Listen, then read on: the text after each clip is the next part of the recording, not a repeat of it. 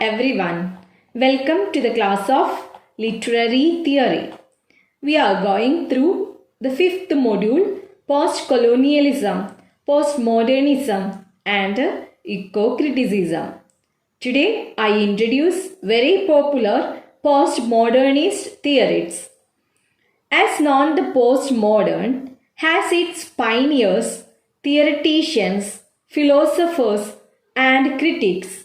That he is known for his critique of modern media and technology. Furthermore, Jean Baudrillard made a set of concepts such as the floating truth, hyperreality, interest in science fiction, and take care of the virtual world and unreal.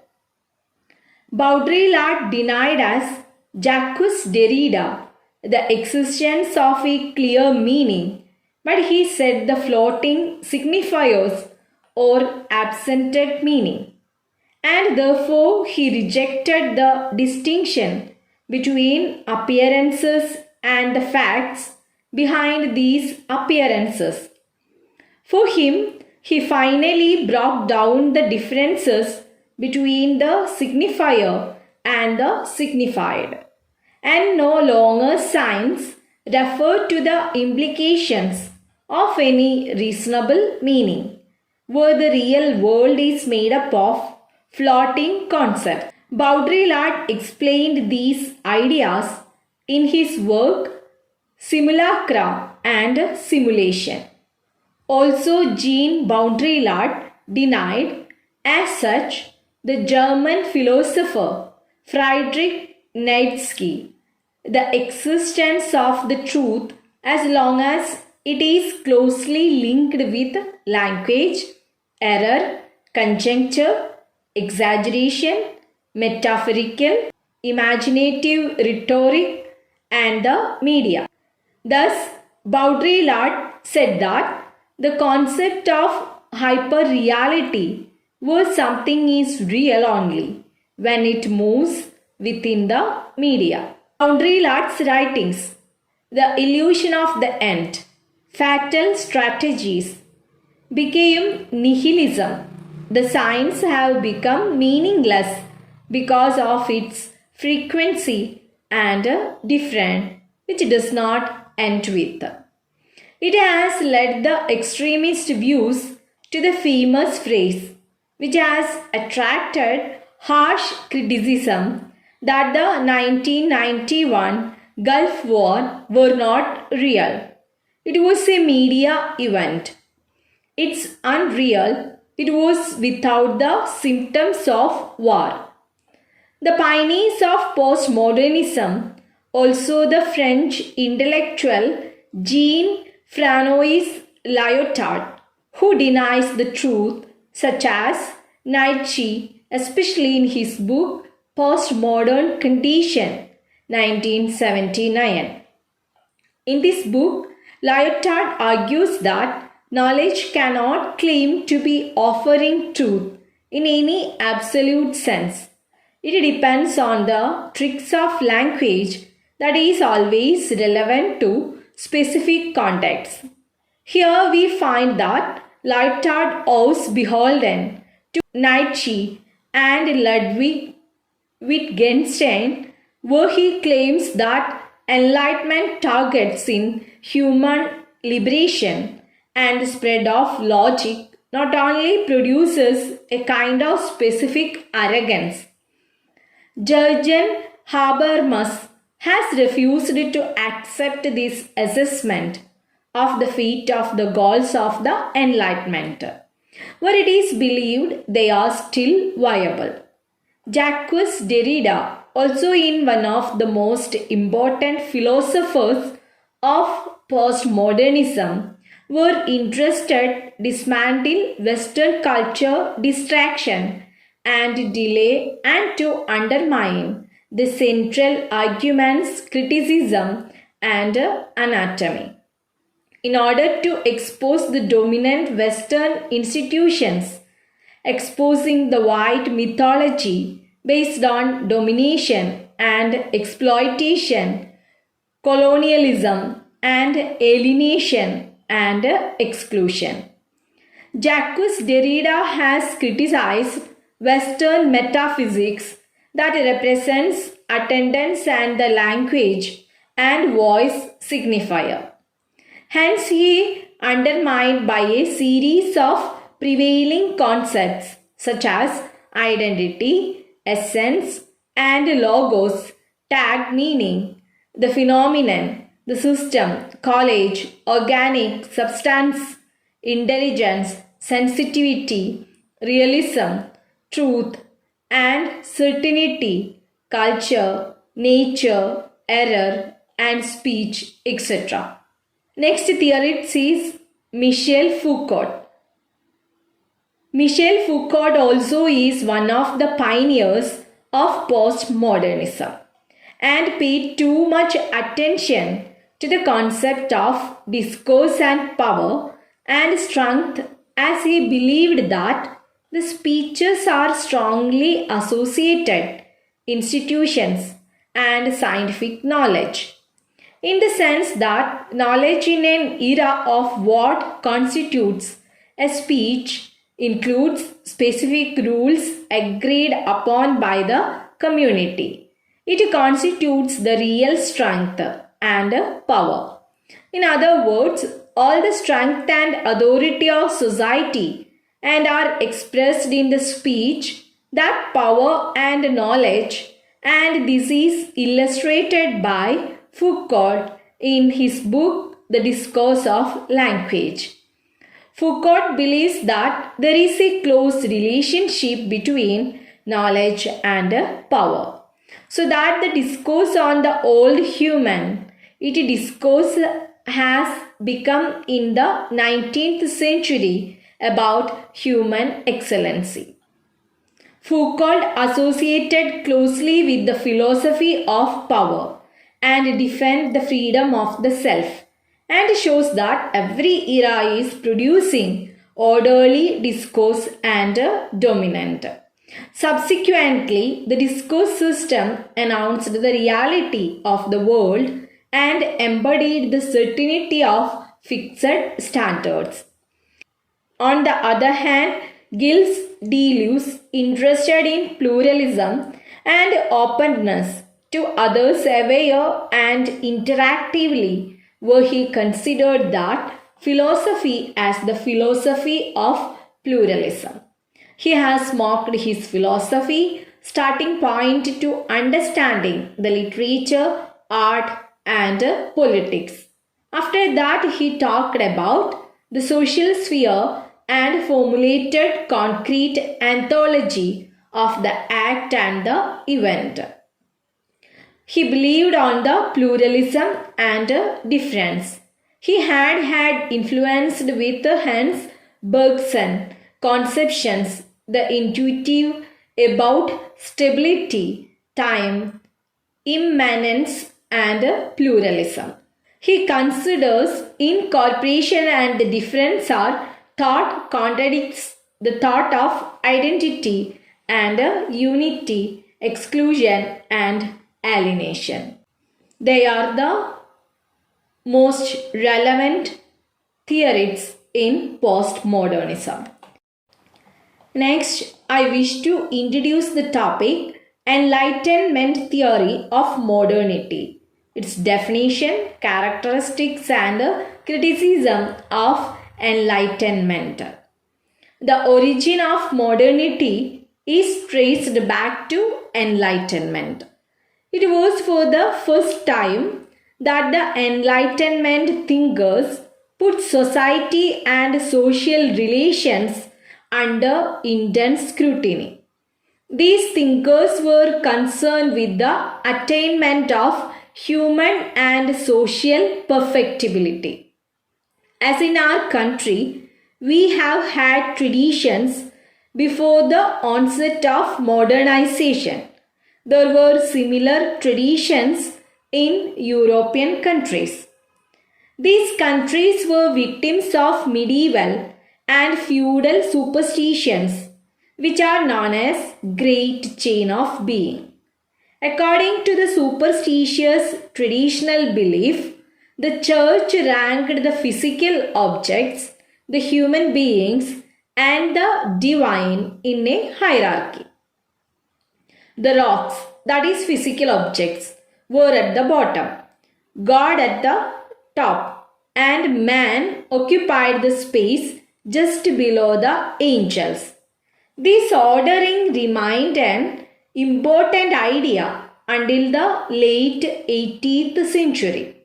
Thus, before the coming of Enlightenment, there was the great chain, the traditional network, which guided and controlled the life world of people. Which guided and controlled the life world of the people.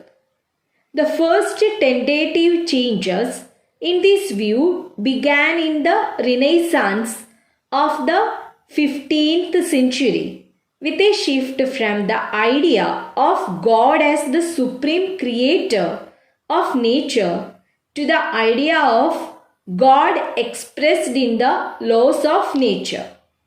Many intellectuals came to believe that these laws could be discovered by human beings through mathematics. This idea had profound implications for science as well as art.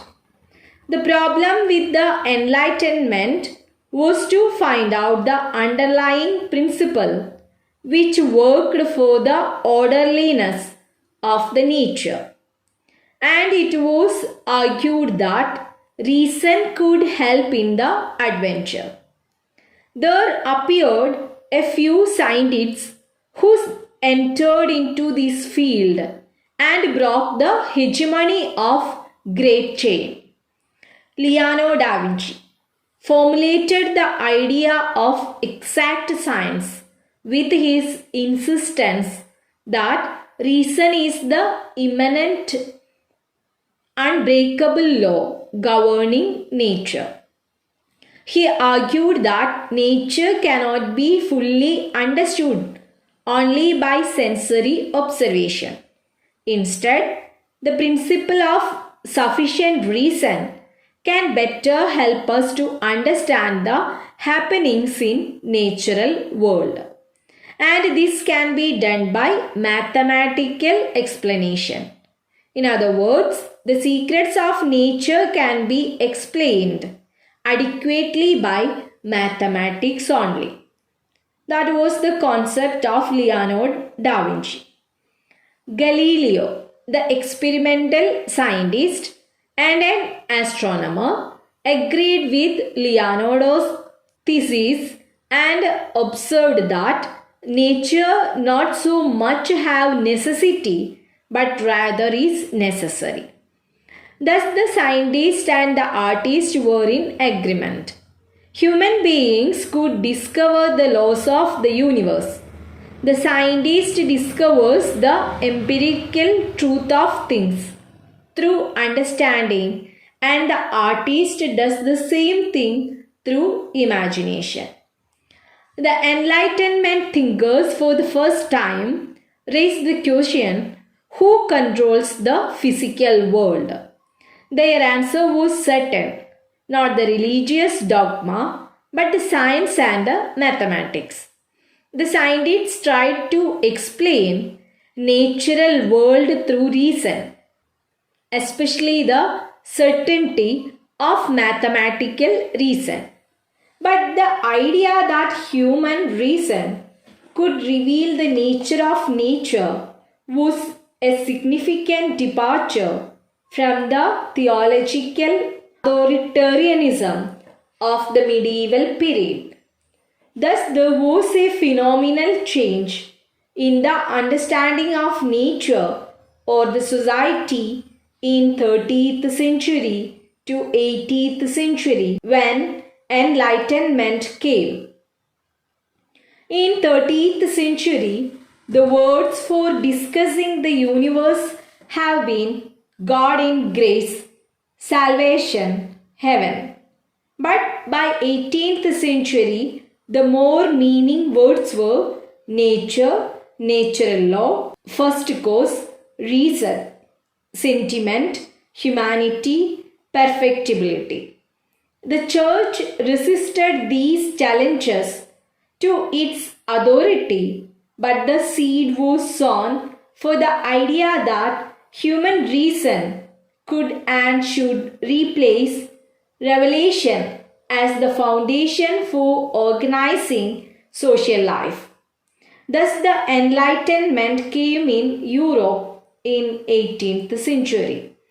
A group of Enlightenment thinkers known as the philosophers have used a large number of data to construct a theoretical basis for a decisive challenge to traditional socio-religious theory and ideology.